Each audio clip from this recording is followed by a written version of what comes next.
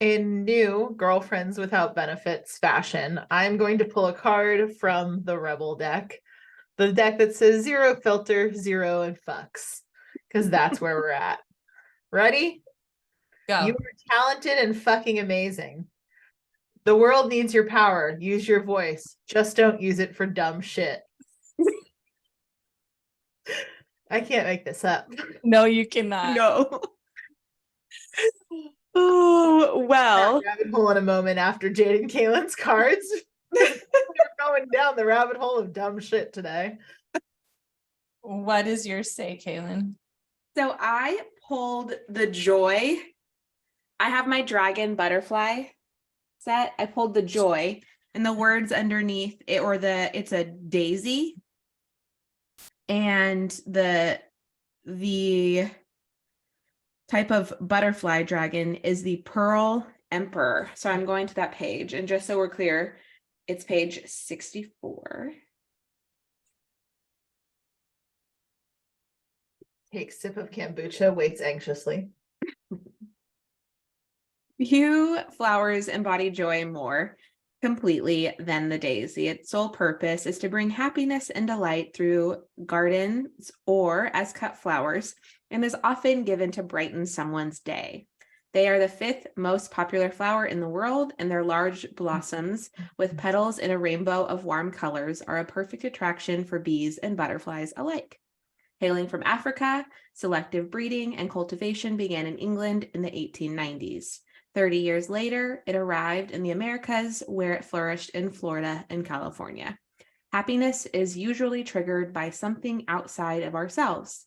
Joy is cultivated from within. This card asks you to listen to your heart and get out of your head. There are ways you can build the groundwork for bliss. Journal about things that bring up positive emotions, experience beauty, and learn to accept who you are and what you are meant to do in this life. Work on becoming more in touch and accepting of your true self, and joyfulness will follow. Elation is found and grows within your heart and should not be weighed down with shoulds and coulds. Let go and find joy. The only thing that I heard through that joyful message is the fact that daisies are somehow the fifth most popular flower, yet never used in funeral arrangements. I was like, that's impressive. Fifth most popular flower. I've never seen a daisy in a funeral arrangement. Because they symbolize joy. Let go. When someone dies, it's joyful, Jade. Let go and let joy. That's what I heard. Let go and find joy. The words that go along with this, just for affirmations, are: what brings me joy so pure? I am almost moved to tears. And in what small ways can I notice things that bring me joy? That was a Kaylin card if I ever heard one. I pulled for what do we need to know for this podcast, and that tells me that's the opposite of where this podcast was headed. Yeah. And so it's interesting because I pulled, I can't make this up, the Chariot again. How many times have I pulled this card for just us, for Tola in general? I think it's the only card in your deck. I know, seriously. And I love the way, the authors of my deck, I think that it instead of just talking about it, it's better to read. It says, surrounded by contradictions, left and right, black and white, day and night. The conquering hero of the Chariot brings focus, unshakable determination, and intense will to harness the host of opposing forces. I feel like there's a lot of opposing forces, and there's a lot of contradictions, and there's a lot of left, right, black, white, night, day, and it's really hard to see through the clutter right now. I would just love one force that's not opposing. It solitary, non-oppositional force. It feels like that. Triumph over obstacles, steady resolve, harmony, the inner search for truth. I feel like we've been pulling this almost as a precursor to it's going to get hard. We've always felt like it's hard, but it just seems like it's getting harder. And I think it's probably going to get even more hard before it gets easy. All of those words right now. But hold up. Joy. Joy. Find joy. Don't use your voice for dumb shit. I think those cards all go together pretty beautifully. I'm just damn. Joy, it's gonna get harder. Don't use your voice for dumb shit. Yeah. Fuck. Let go of the shoulds and coulds. So where do we go from here for this podcast, or is that it? Do you want to roll in the mud for a second, or do we want to focus? I mean, I'm willing to roll in the mud, especially considering when I look back at the notes that I had from yesterday's session, it's the first time I've ever actually referred someone to our podcast. So let's fucking roll in it. Yeah. And to say that, like, we're not always the highest road of our personalities or natures or our callings. Sometimes we're just human and we have to be able to roll. We have to be able to have our anxiety attacks, and we have to say that we did and that and no apologies necessary. And quitting on a daily basis. Yeah. Yeah. No, so it's funny because the conversation, actually, I do have my notes with me. The conversation that I had with the client, Amanda can probably beep out the name if I accidentally say it, was that this was yesterday. Everything that this particular client does is either all in or all the way out. And we were talking about everything was like bringing things back into balance, back into balance, back into balance.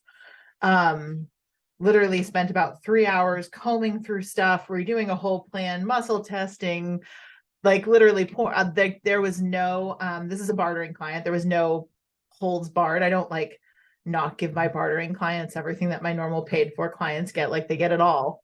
Like here, keys to kingdom, like let's fucking go. Like let's do this. And left saying it was the most transformational thing of her life. And she can't wait to see the plan and is so excited and so grateful and blah, blah, blah, blah, blah. And then this morning, I'm just going to read verbatim. Thank you so much for your time during our session. Due to where my business is heading, I'm no longer in a position where I'm able to barter. I know you were working on a plan for me, which is the whole thing that we did for 3.5 hours, but I am not able to afford it at all. If you would like to book me for services, I will have to charge. The end. So that leaves me with like, what the fuck? Having left with hundreds of dollars of tinctures and essences and oils and pendulums and cards and hooking her all up, because again, I don't differentiate between whether you're a paying client or not. Like if there's an energy exchange, there's an energy exchange there. And then that was what I was left with. So that is the mud that I am currently rolling in. And just being mud rolling Cass wants to do what? Yes. Yeah. Keep rolling. You're not done rolling. Get it? No, I think it this out. is important, right? Because it's like, I think a lot of times people are like, oh, you're a shaman, and it's like, oh, fuck no. I am a shaman in a human fucking body. And sometimes it feels really fucking good to just roll in the goddamn mud and be a fucking human. Every part of me actually wants to be like, this is exactly what we were talking about. This is exactly why you're finding the relationships that you're finding, why you're having the conversations you're having, why your business is not where you want it to be. Like, here, lay it out. But the higher part of me is not letting that happen because I just want to go, But the rolling in the mud part, you feel it's personal. You feel it hurts your feelings. You feel disrespected, right? Like all of those things, right? Correct. Yeah. And it's funny because my favorite book, the first thing in the 4 agreements is don't take things personally. But I'm like, how can one not? When one literally, like with my work, you guys know, and like the listeners know, it's like heart, soul, full body. Like a 3-hour session takes 6 to 9 hours of work. Mm-hmm. Plus all the other 15 years of actual work to get to that point where it only takes 6 to 9 hours of work. Yeah, right. How does one not take that personally? And all of your work is personal. Aligned social, that business is personal. Like literally everything that you're involved in is so interwoven in you and your personal life and who you are that it almost seems like an impossible feat to take out the personal side of it and how personal those things feel to you. And just got to bring a little astrology in there too. Do it. Where's your rising? Where's your rising? Just Cancer. your Stupid rising is in fucking sign. Cancer, the most taking things personal sign ever in the entire world, if ever there was one. And where's your childhood wound? Sitting right in Cancer on top of your rising. So it's all mixed together. And I think that I love that we're doing this roll around in the mud, because yes, the 4 agreements, don't take things personally. Will you get there? Yes, you will get there, but you still are human and you're allowed to roll in the mud. And I hope that if your client is listening to this, that she recognizes that she, whatever she needs or needs to say, really, that's more than what she texted you, that she says that. Like, what does she need to say to you? What's going on with her? Did she get scared? Is she scared right now? Maybe she's scared spitless because you dug in and got too close. Maybe she's running away. Maybe who knows what's going on with her. It's got to be a lot. It's a lot, I'm sure. I don't know. For John Doe, we haven't even said John Doe. 6 fucking months. Needed 6 months. Take 6 months. Go ahead. Process for 6 months. That's different than just being like, fuck you. Like, well, that's would be the equivalent of John Doe calling his bank and being like, I actually got scammed and I want all of my money back post session. That would be the equivalent. Like, that's how I look at that. So yeah. It's not, oh my gosh, I had to sort out my entire life because my entire identity was, was ruined. Yeah. Like, I didn't take that 6 months like personal by any stretch. Like, you do you have your own process. Like, I was talking to someone last Friday who pulled out like every religious thing in the Bible, like, and like compared me to them, whether it be like, who's your favorite Jewish? What was it? Gosh. Who's your favorite? Hold on, what was it? Jewish king. Jewish king from the Old Testament. I'm like, that is a very specific question that I don't know. I don't know many people ask nor have been asked. Solomon? I don't know. I don't really have a favorite. That was, but like I don't know. It's interesting. Like, I would love, and maybe I'll ask one of my mentors, or maybe I'll ask the author of the goddamn 4 agreements himself. How do you not take? Let's just go straight to the source. I think you should go straight to the source. I'll text him after we're done with this podcast to let you guys know what he says.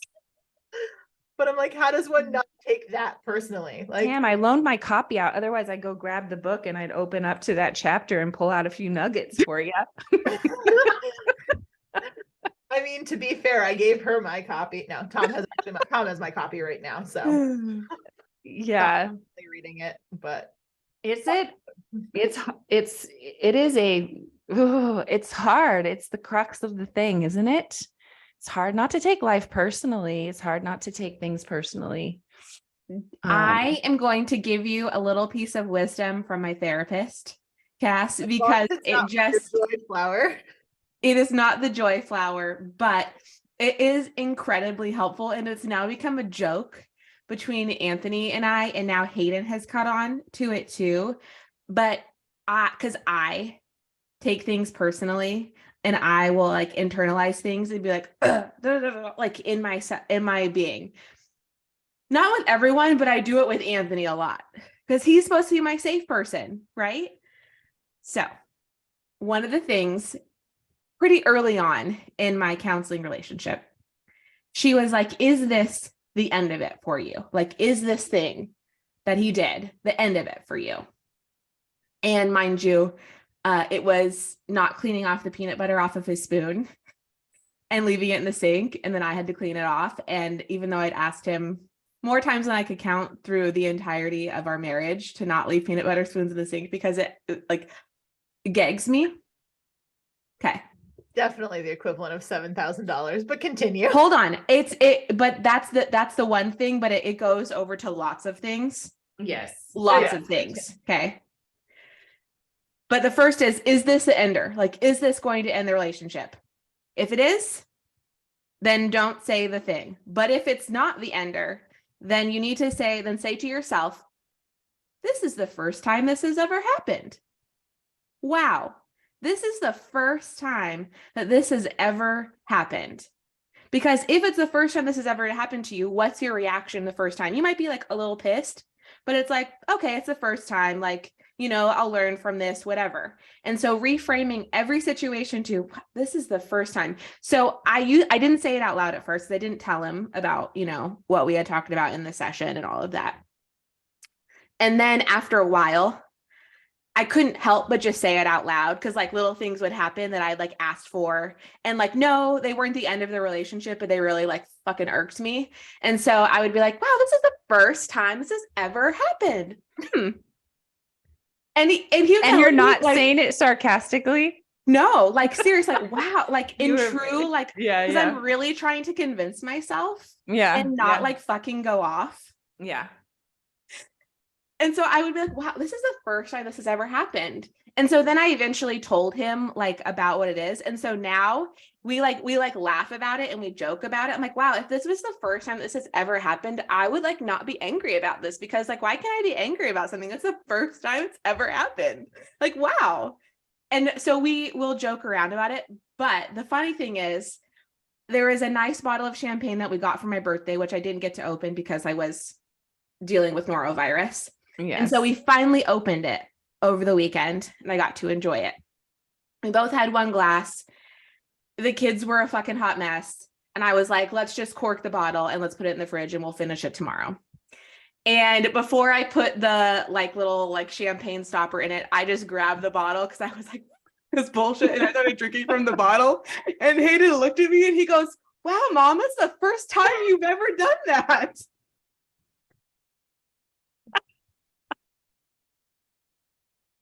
Honestly, I love it that. definitely story. helped with the situation, but fitting, he had no idea what he was saying. It was not the first time I'd ever done that, but Then that's why it's so fitting. Then that's why it's so fitting.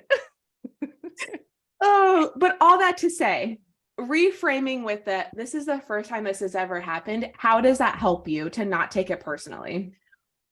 Even though it feels personal. Yeah, that's pretty deep because immediately my mind goes to, if that's the first time this ever happened, not only am I not being triggered, I'm not reacting with trauma from the past situations where it's happened. And what would I say if I didn't have that lens? That's pretty intense.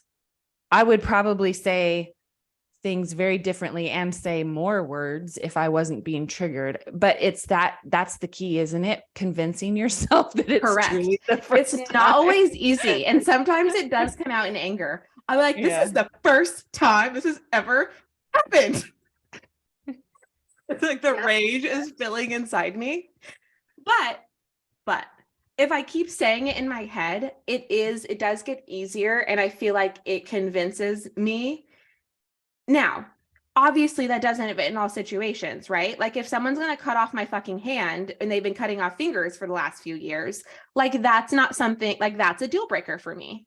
Well, that's why she said, if this isn't an ender of the relationship, then For me, when I look at this, it's like, when I look at this case, I'm like, right now, all integrity is gone. No matter what you like, it's gone. So there is no, like, I can see how that would work if it was a long-term relationship or someone you love or etc.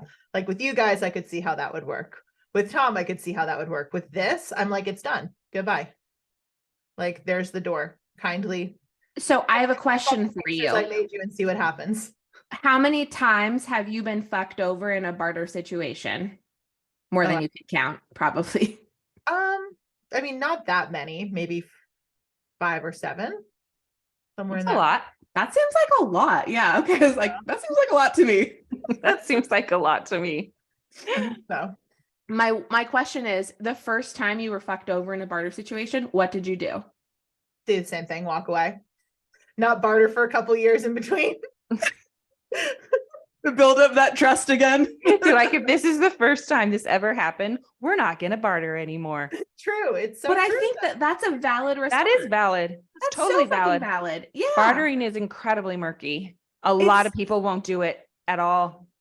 A lot of people, a lot of healers won't do it at all. I mean, when this came out too, I was like, I normally don't barter, but like literally that was my first phrase. Yeah. So Yeah. yeah, no. For good reason. So, Yeah. 5 to 7 times. Never again, though. This is the final one. I was saying, like, I have the desire to like call one of the people who I've had a long-term bartering relationship with and just be like, sorry, you're gonna have to pay for your services now. You're on your own. So And that is your right to say that and do that. You do not have to barter. no, It is murky. he's It's here in 2 hours, so I'm gonna continue that relationship. But it's just it's frustrating.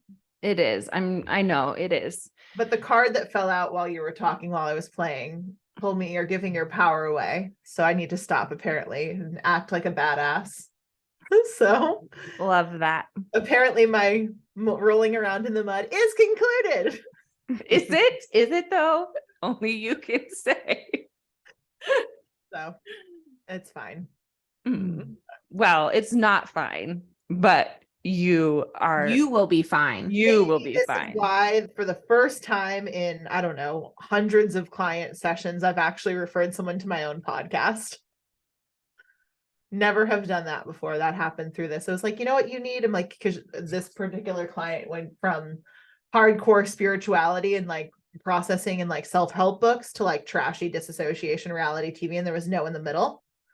So like I was like, you know what? I was like, you need things that are in the middle. So I referred her the I'm Glad My Mom Died book. And then I was like, podcast. I was like, you need a podcast that combines like spirituality with like realism and like what's really going on and like joking and bringing light to it. So I was like, wait, my podcast does that. Never referred anyone to the pod in like hundreds of sessions and hundreds of times I've done podcasts, never referred anyone to mine. So Yeah, and you know it's funny to like continue down this rabbit hole of coincidences. Had I not pushed our podcast back today, I would have gotten the message after we did record the podcast. So I'm sure there's a slew of people who are listening to the podcast who need the muddy cast. There is. I appreciate muddy too. casts because it would be fucking terrible to know you and be like, God damn it, that woman always takes the fucking high road. Like, be a human for a second. Show me your damn human body. Oh, I do that enough. I do that a lot. I'm just saying though, like it's refreshing to see that. It's like, oh, okay, she's human. Oh, okay, she's just like us. All right.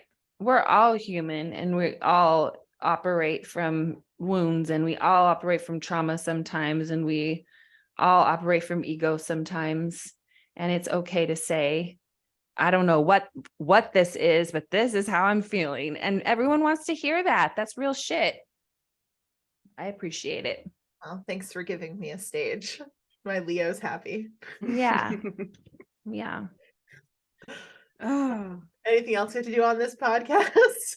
I mean, I feel done.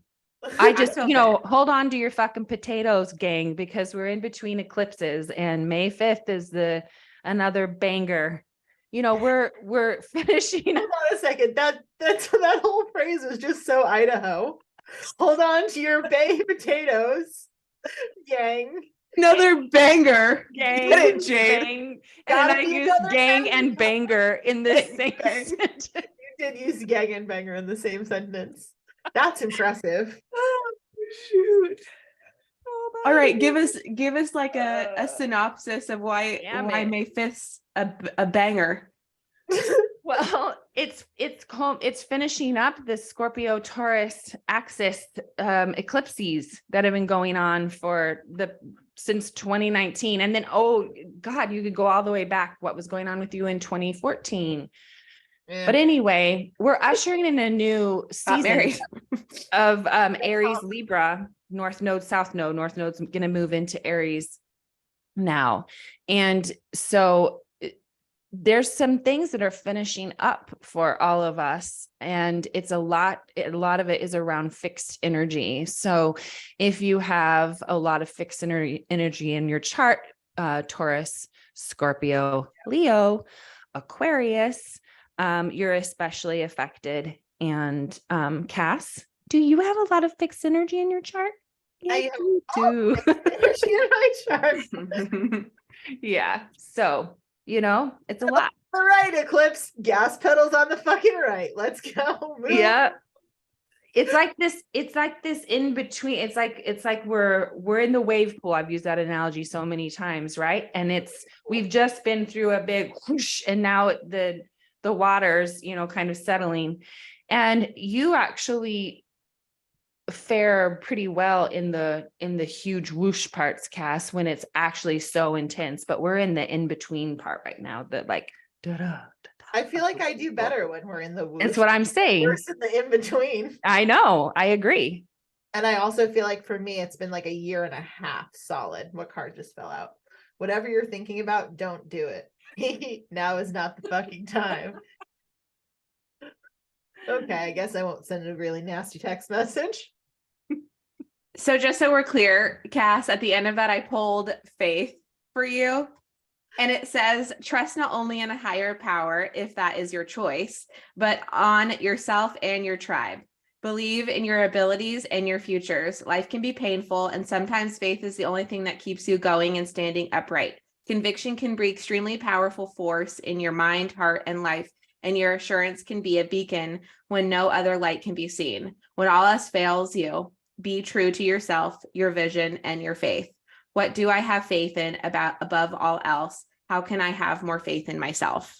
Well, that's just a load of bullshit, because definitely in my notebook this morning, I wrote, just all I need is a mustard seed, just a mustard seed, just one tiny little fucking mustard seed. Here it is. This is the mustard seed. It's so tiny you can't even see it. Well, here's the follow-up. What fell out after faith was actually the next page after faith. So, okay. I've shuffled this deck like multiple times in the last few minutes, and it felt friendship. An honest and true friendship will hold your happiness above the friendship and will inspire you to live to your highest potential. Nurture friendships that will hold you accountable to your highest being and be a soft place to land if you stumble. Step 1 is to be a good friend to yourself. Take responsibility for being the best person you can be for your sake. As you do this, you will connect with people who will reciprocate. You deserve companions who will help you reach your goals, accept you as you are, and inspire the same traits in you. Recognize and prize these qualities in others. You may have to love those who do not have this kind of commitment to you from afar. Who are my dearest friends?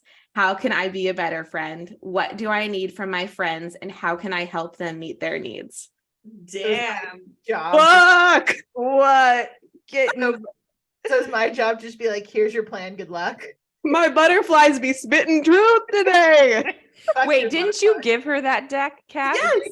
Don't you rue the day you ever gave her that deck? I know. How dare I stand in Sedona and see a really pretty astrology and butterfly deck sitting next to each other with a gleam of sunshine. Oh, just Jade and I hanging out in Sedona together. That's funny. My card just came out. Love, give some, get some. It will cheer your ass up. I love this deck. You're being love bombed right now by these cards. By the universe, love bombed by the universe. Sometimes I'll it's take like, my little mustard seed of faith. I'll plant it in Jade's deep, dark, earthy cavern, and then this fucking. wow. I wasn't talking about that, Jade, but if you want me to throw my Dark cavern. This podcast is going well, and then that ray of sunshine can shine her light down. So Wow is all I have to say. you're welcome. You can end it here. We'll see you next week. Oh my